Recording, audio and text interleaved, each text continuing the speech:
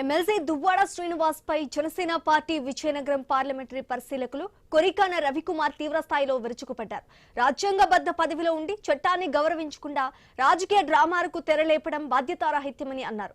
పవన్ కళ్యాణ్ ను లక్ష్యంగా చేసుకుని రాజకీయ ప్రయోజనాలు పొందాలని చూస్తే జనసేన సైనికులు ప్రతిఘటిస్తారని హెచ్చరించారు. రాష్ట్రంలో కుల రాజకీయాలు, వైసీపీ కాపుల ఆత్మీయ సమ్మేళనాలు, తాజా రాజకీయ పరిణామాలపై కొరికాన రవికుమార్ తో మా ప్రతినిధి రాము ఫేస్ టు ఫేస్. సంవత్సరంలో MLC Duvvada Srinivas deputy CM Pawan కళ్యాణ్పై అనుచిత వ్యాఖ్యలు చేశారని దువ్వాడ శ్రీనిపై కేసు నమోదైంది. అయితే కేసు నేపథ్యంలో నిన్న కొత్తూరు పోలీస్ స్టేషన్లో సుమారు 8 గంటల సేపు పోలీసులు విచారించారు. అయితే విచారణ నేపథ్యంలో కూటమి ప్రభుత్వం కక్ష సాధింపు చర్యలు చేపడుతుందని ఎమ్మెల్సీ దువ్వాడ శ్రీని ఆరోపించారు. అంతేకాకుండా డిప్యూటీ సీఎం పవన్ కళ్యాణ్పై కూడా అనుచిత వ్యాఖ్యలు చేశారు. అయితే దువ్వాడ శ్రీని చేసిన వ్యాఖ్యలపై మనతో మాట్లాడడానికి సుడా చైర్మన్ విజయనగరం పార్లమెంటరీ పరిశీలకులు కొరికాన రవికుమార్ మనతో పాటు ఉన్నారు. ఆయనతో మాట్లాడే ప్రయత్నం చేద్దాం. సార్ నమస్తే. నిన్న MLC Duvvada Srinivasarao deputy CM Pawan కళ్యాణ్పై కూటమి ప్రభుత్వంపై అనుచిత వ్యాఖ్యలు చేశారు. రాజకీయ కక్ష సాధింపని కావాలని ఈ విధంగా చేసిన దీనిపై ఏళ్ళగా సంధిస్తాం. ఆయనపై రాజకీయ కక్ష సాధించాల్సిన అవసరం లేదండి. మన కుటుంబ ప్రభుత్వం ఎవరి మీద రాజకీయ కక్షలు అయితే చేయట్లేదు. అలాంటి విధానమే మనకు లేదు. ఆయన ఒక సందర్భంలో పవన్ కళ్యాణ్ గారిని దుర్భాషలు ఆడడం ద్వారా ఎవరి దృష్టిలోనో పడడం కోసం వ్యక్తిగత విమర్శలు చేశారు. అలాంటిది ఎవరు ఒప్పుకోరు. సభ్య సమాజంలో ఆయన రాజకీయ నాయకుడిగా ఏదైనా ప్రభుత్వ విధానాలు బాగాలేకపోతే ఆయన ప్రశ్నించవచ్చు. అంతేగాని వ్యక్తిగతంగా ఎవరిని దూషించడం, దుర్భాషలు ఆడడం, వల్గర్ లాంగ్వేజ్ యూజ్ చేయడం అనేది ఎవరు క్షమించడం అనేది, దానికి మా జనసైనికుల మనోభావాలు దెబ్బతింటాయి. ప్రతి ఒక్కరు ఏ మనిషి అయినా మనోభావాలు దెబ్బతింటాయి. సో మేము చేసిన కంప్లైంట్కి చట్టం ఆయన్ని విచారణకి పిలిచింది. విచారణకి పిలిచినప్పుడు ఆయన ఒక రాజ్యాంగబద్ధ పదవిలో ఉన్నారు. విచారణకి సహకరించాలి.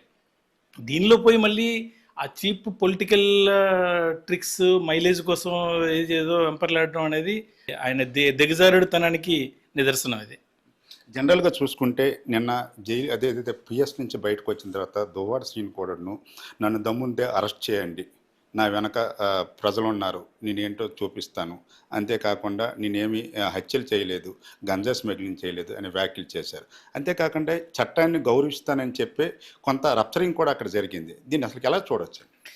మీరు చట్టాన్ని గౌరవిస్తే గౌరవించండి. చట్టపరంగా మీరు ఏదైనా మీ వాదనలు ఉంటే కోర్టులో చెప్పండి. పబ్లిక్లో ఈ స్టంట్లు ఎందుకు మాకు? ఇప్పుడు మీరు హత్యలు చేయలేదు, గంజా చేయలేదు అన్నారు. మీరు హత్యలు చేసి గంజాలు చేస్తుంటే, దాన్ని గంజా స్మగ్లింగ్ చేస్తుంటే దానికి తగ్గట్టుగానే మీకు మీపై చర్యలు ఉండుండేవి. అంటే కూటమి ప్రభుత్వం కక్ష సాధింపు రాజకీయాలు చేస్తుంది. అందులోని భాగంగానే ఏడాది క్రితం కేసు ఇప్పుడు తెరపైకి తెచ్చి నన్ను అక్రమంగా నిర్బంధించారు 8 గంటల సేపు అనేసి జిల్లాకు సంబంధించిన రాష్ట్ర మంత్రుల మీద కూడా ఆయన అభియోగాలు అయితే చేసిన పరిస్థితి ఉంది. ఇది నిజంగా కక్ష సాధింపు చర్యగా భావించాలా? డెఫినెట్లీ కాదండి. చట్టానికి ఎవరైనా సమానమే. సామాన్య పౌరుడు కావచ్చు, మంత్రి కావచ్చు, ఎమ్మెల్సీ కావచ్చు, ఎమ్మెల్యే కావచ్చు. తప్పు చేస్తే ఎవరినైనా చట్టం విచారిస్తుంది. నిజంగా తప్పు చేసినట్టు ప్రూవ్ అయితే శిక్షిస్తుంది కూడా. ఆయన అంటున్నారు అరెస్ట్ చేయండి అని. నిజంగా ఆయన తప్పు ప్రూవ్ అయితే కనుక జరిగేది కూడా అదే. అయితే డిప్యూటీ సీఎం పవన్ కళ్యాణ్పై తన యొక్క మాటలు యుద్ధం కొనసాగుతుంది. మరలా నాకు 27న పిఎస్కి హాజరు కామని చెప్పారు. 27న కూడా హాజరవుతాను, పూర్తిగా జన సమీకరణంతో హాజరవుతాను, నా సత్తా ఏటో చూపిస్తానని చెప్పి ప్రశ్నిస్తుంది. మరలా డిప్యూటీ సీఎం పవన్ కళ్యాణ్పై ఏమైనా వ్యాఖ్యలు చేస్తే జనసేన తరఫున జిల్లాకు సంబంధించి మీరు ఎలా దీనిపై రియాక్ట్ అవుతారు? ఆయన ఎన్ని చౌకబార్ రాజకీయాలు చేసినా మా రాజకీయాలు మాత్రం హుందాగానే ఉంటాయి. మా ప్రతిస్పందన చాలా హుందాగా ఉంటుంది. మా నాయకుడు మాకు అట్లాగే నేర్పించారు, మేము అట్లాగే చేస్తాం. సార్, జనరల్గా ఆంధ్రప్రదేశ్ రాష్ట్రాన్ని చూసుకుంటే కుల రాజకీయాలు హాట్ టాపిక్గా మారేవి.